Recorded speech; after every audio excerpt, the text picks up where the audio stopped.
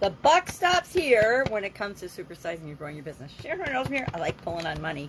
The buck stops here. Thank you, Harry S. Truman, for having this motto in the Oval Office when you were president. He had a sign that behind his desk, I don't know if it was behind his desk, I guess I just made that up.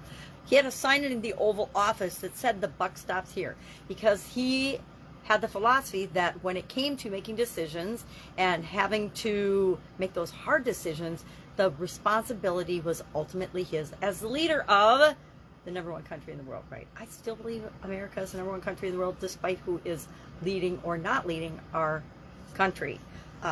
So this idiom, of course, means to take responsibility for something. It came from the game of poker, where passing the buck was a common phrase, and it meant to shirk responsibility and not take responsibility for things. Thus, the metaphorical, idiomatic meaning of the buck stops here. Hey, this is where the responsibility lies. And my dad had this same philosophy. I don't know if he had a sign above his desk, but he definitely had a sweatshirt that said the buck stops here on it that he wore for years. It was a gray sweatshirt, and we used to laugh because we looked back at pictures when he passed away, and we saw all these times he had that sweatshirt on at different events in our life and as a family. And so it was really funny because my mom, it was one of those t-shirts or sweatshirts that people tend to keep and love. I've got stuff that I've had for decades because I just love it.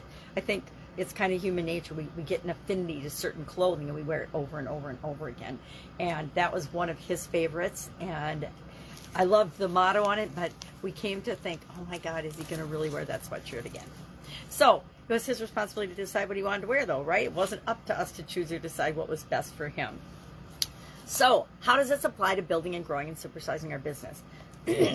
We all know people who shirk responsibility or don't take responsibility or assess blame or pretend that they don't know something or do all kinds of other things to not be accountable and responsible for their actions or the actions of the people in their organization.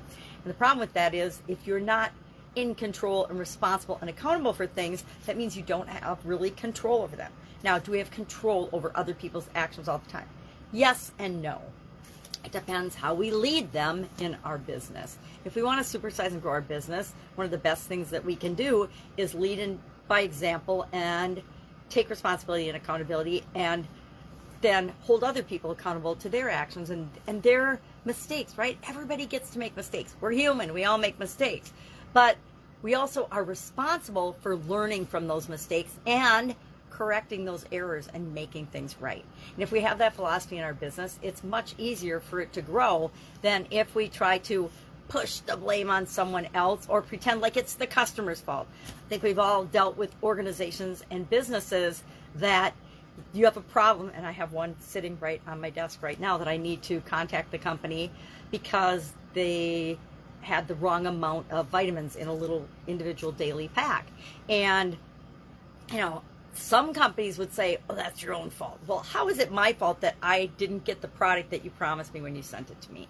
But a lot of businesses do that. A lot of, you know, the bigger the business, it seems the more that happens, the more, well, it's the customer's fault. And if you have that philosophy, unless you've got a monopoly on something, you're going to have a hard time supersizing and growing your business.